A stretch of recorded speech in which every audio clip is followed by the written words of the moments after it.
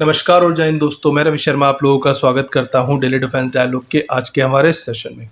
दोस्तों, वैसे तो डिफेंस एक बहुत ही ज़्यादा सीरियस टॉपिक है, पर कभी-कभी उसमें भी जोक का, हंसी मजाक का तड़का लगाना ज़रूरी हो जाता है और ये जिम्मेदारी पाकिस्तानी साइड से बखूबी निभाई जाती है। शुरू में तो पाकिस्तानी आर्मी इसमें चैंपियन थी। वो अपने ऐसे उल जलूल बयान दिया करती थी, ऐसी बातें किया करती थी कि लोगों को हंसते हंसते उनके पेट में बल पड़ जाया करते थे। पर पिछले कुछ समय से पाकिस्तानी एयरफोर्स ने इस जिम्मेदारी को निभाना शुरू कर दिया है और वो बखूबी इसको निभा रहे हैं।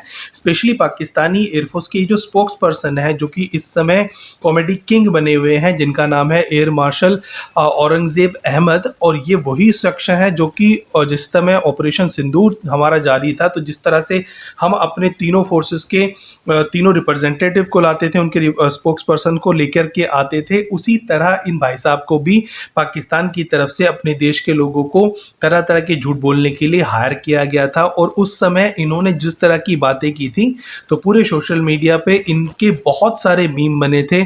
सेंटर ऑफ ग्रेविटी वाला जोक तो शायद आपको अभी भी याद होगा। तो ये वही भाई साहब हैं। इन भाई साहब का अभी एक और कमेंट आया है, जिनको सुनने के बाद आप अपने सर के बाल नोच लेंगे। भाई साहब ने कहा है कि जो हमने PL-15 मिसाइल भारत में रिकवर की थी, इनसे किसी ने पूछा होगा किसी प्रेस कॉन्फ्रेंस के दौरान कि भाई वो PL-15 जो मिसाइल्स थी उसके बारे में आपका क्या कहना है। तो अपनी नाकामी छुपाने के लिए भाई साहब का कहना है कि ये मिसाइल जो है फेक मिसाइल थी। हालांकि ये बात वो पहले भी कह चुके हैं, पर उन्होंने एक नई चीज़ यहाँ पर जोड़ी है कि ये मिसाइल फेक थी क्योंकि इसका कलर वाइट था और ये मिसाइल वाइट कलर में आती है। इसी वजह से हम ये कह सकते हैं कि ये मिसाइल फेल थी। अब मेरा कहना ये है इन भाई साहब को, भाई साहब ये आपका अंडरवेयर नहीं है जो वाइट में नहीं आ सकता। ये कलरफुल मिसाइल जो है वो आपके सपनों में आती होंगी। हो सकता है आप अपनी मिसाइल्स को सतरंगी कलर में या फिर कई तरह के कलर्स में रंगते होंगे, पर ये जो PL-15 मिसाइल है इसका हमने और कोई कलर नहीं देखा। ज़्यादातर ये मिसाइल वाइट कलर में ही देखने को मिली है। जितने भी चाइना के एग्जीबिशंस हुए हैं, स्पेशली जो जुहाई एयर शो होता है, उसके अंदर जब भी इस मिसाइल को देखा गया है वो हमेशा वाइट में दिखाई दिया। इस मिसाइल की जितनी भी आप इंटरनेट पे फोटो ढूंढोगे, आपको 90% ये मिसाइल वाइट में नजर आएगी। कुछ एक टाइम पर ये मिसाइल ग्रे में भी नजर आती है। इसके अलावा इस मिसाइल का कोई और कलर हमने तो नहीं देखा इंटरनेट पर।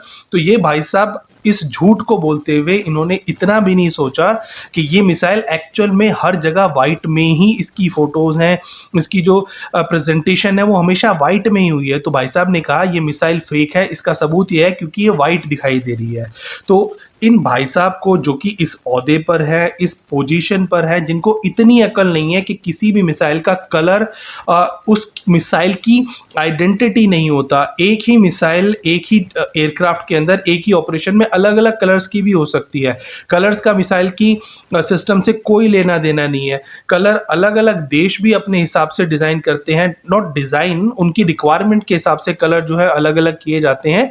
तो मिसाइल का कलर उसके ऑथेंटिसिटी से उसका कोई लेना देना नहीं है। उसके फिन्स, उसका शेप, उसका इंजन की स्पेसिफिकेशन, ये सारी चीज़ें होती हैं जो कि किसी मिसाइल को बताती हैं कि वो मिसाइल कौन सी है। तो अगर आपको किसी मिसाइल को आइडेंटिफाई करना है तो उसके कलर से आप उसको आइडेंटिफाई नहीं करोगे, आप इस बात से आइडेंटिफाई करोगे कि वो मिसाइल किस तरह से दिखाई दे रही है, उसकी शेप कैसी है, उसके फिन्स कैसे हैं, उसके इंजन का जो एरिया है वो कैसा है, उसके सेंसर्स कैसे हैं, सीकिंग सेंसर्स जो एरिया होता है सेक्शन वो कैसा है। तो ये सारी चीज़ें होती हैं इसको आइडेंटिफाई करने की। पर भाई साहब को इन सबसे क्या मतलब, ये वही हैं सेंटर ऑफ ग्रेविटी वाले। तो जिस तरह से सेंटर ऑफ ग्रेविटी था इनका, इसी तरह से ये मिसाइल का ज्ञान है।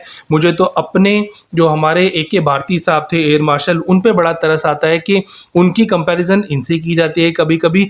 तो भारती साहब जो कि इतने मासूम थे, जिनको ये भी नहीं पता था कि किराना हिल्स पे क्या है, और ये भाई साहब को देखो जिनको ये भी पता है कि जो मिसाइल है क्योंकि वो वाइट है इसलिए वो फेक मिसाइल है। तो इस तरह की प्रतिभा और इतने ज्ञानी पुरुष हमारे पास तो नहीं है, सिर्फ पाकिस्तान में ही हो सकते हैं।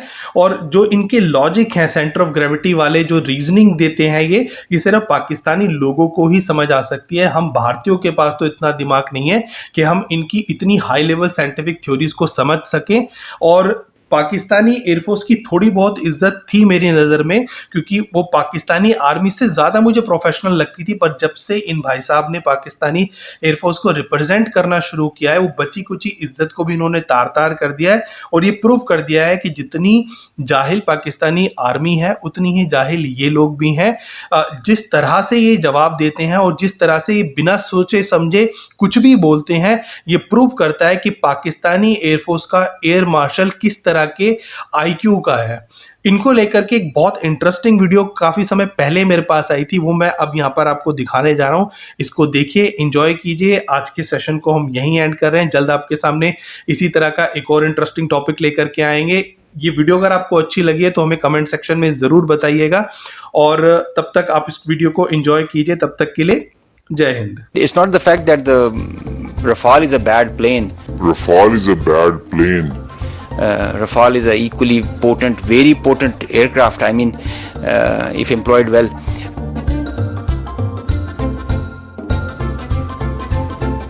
Now, identifying S-400, attacking them is a easier part than identifying it on ground, because it is mobile, it's a high value thing, and you guard it. It's kind of a center of gravity. It's kind of a center of gravity. Baigan.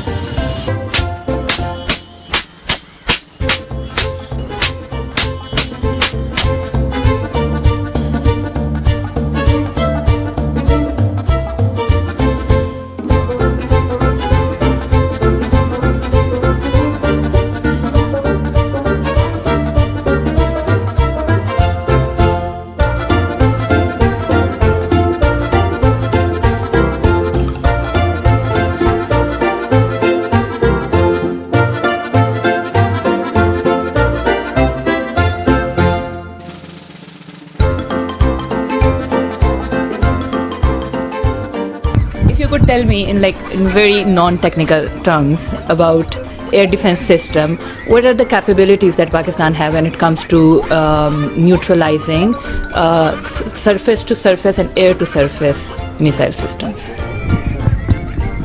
Air to surface. Okay, this means academic discourse, a pretty intense kind when you are asking such technical details.